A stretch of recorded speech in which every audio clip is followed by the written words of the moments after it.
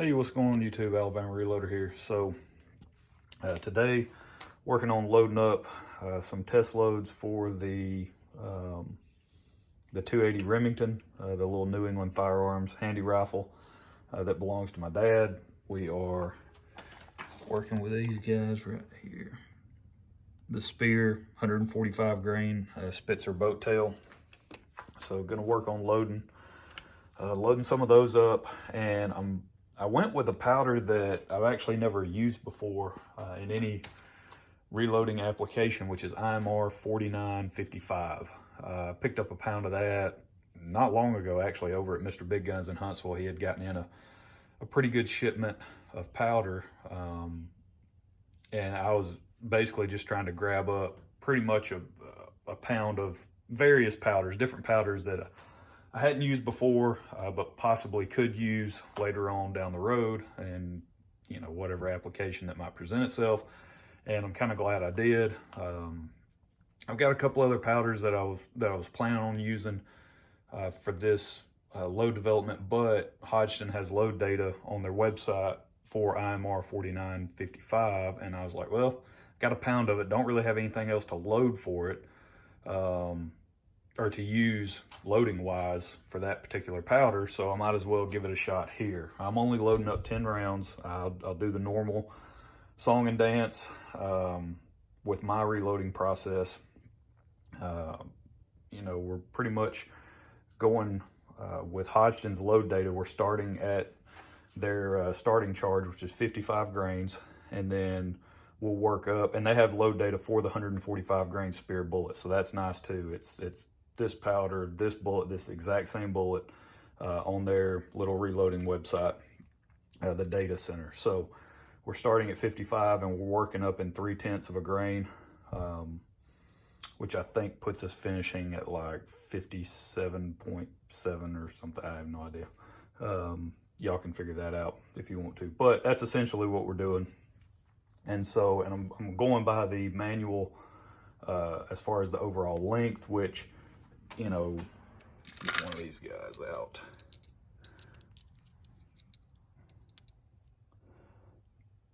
Yeah, I mean, there's a fair amount of bullet down in the case, but we are loaded at 3.180, basically on the dot, which there's a little bit of variation because of these lead tips. You're gonna have a little bit of variation in the overall length.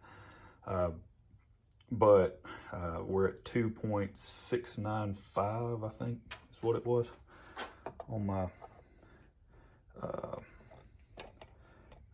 this is always so difficult to do, trying to do this stuff one-handed. Sit you guys down, 2 seconds, stand by. Everyone take a quick coffee break. 2.695, that's okay. Yep, so that's what it is. That's our cartridge-based ogive measurement, so much more consistent, repeatable measurement if all of you guys that are out there just getting started in reloading. That's definitely, you're going to want to pick up these guys right here, the Hornady bullet comparator sets. They sell just a basic set, which doesn't include, I don't think it includes the 6.5 millimeter stuff, so you actually have to buy that one separate, or you can just buy their big massive kit. I actually think I have a couple of kits in there, so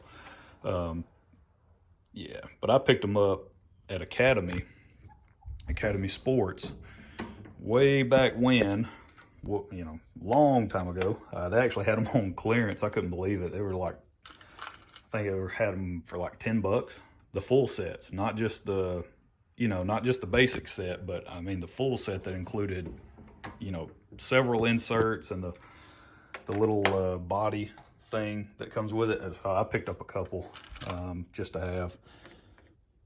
But yeah, so we're loading this stuff up. If you'll remember, this is Remington brass. This was factory stuff that we had shot in that 280 Remington. This was the Remington core lock stuff. And so using that brass, I dumped all the powder charges using my Redding beam scale, and so that's kind of what I've been doing a lot, or using a lot here lately. And then we're just using our Lee bullet seating die, get everything dialed in. So not much more to it. It's pretty straightforward on this one.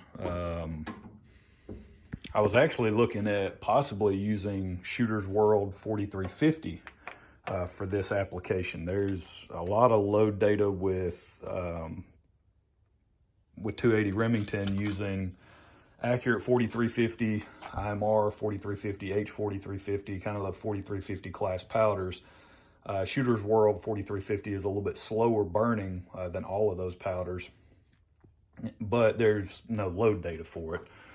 So that was something I was actually planning on possibly just trying to work something up, make up the load data as I went, and see what we came up with using that powder. I've got a couple pounds of it, which is another reason why I was looking at using it.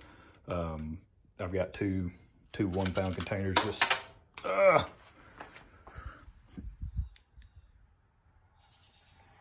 set that one off to the side. But I've got a couple 1 pound containers just sitting in the closet, so I was looking for an application to use those guys, but maybe next time. So yeah, so bullet seating, everything's going pretty good. No issues. The primers we're using, if you'll remember, are SMB large rifle primers. So that's pretty much it, just loading up these 10 rounds. We'll go out and I'll strap the Magneto Speed Sporter chronograph on the rifle. We'll get our velocity data. This is mostly, I mean, yeah, we're definitely going to be paying attention to our velocity data, but for the most part, I just want to make sure we're staying safe, right, in terms of our pressure. We're not trying to, you know, these are definitely not hot rod loads that we're trying to put together here and really pushing velocity and all of that. I just want to see, we're using the starting charge for Hodgdon. I want to see where we end up velocity wise with these 145s. If there's anything worth looking at in terms of velocity, we're not necessarily super concerned about it, but it is something I just want to gather while we're out there. Might as well, you know, if we're testing our pressure signs and stuff and seeing where we can kind of draw the line, might as well grab velocity data while we're at it, come back, use that information to further test some of these loads. So we'll do that. I've got all 50 pieces here, 40 pieces now ready to go after we do our initial testing. So I'll probably try to get some range footage of that just to kind of give you guys an idea of what all's going on or what all's involved. Pretty straightforward, but that's it. That's all. Real simple stuff today. Yeah, so I'm looking forward to seeing how these do. Again, never used this powder before. Yeah, we'll see what the results look like. So we'll catch y'all next time. Y'all have a good one.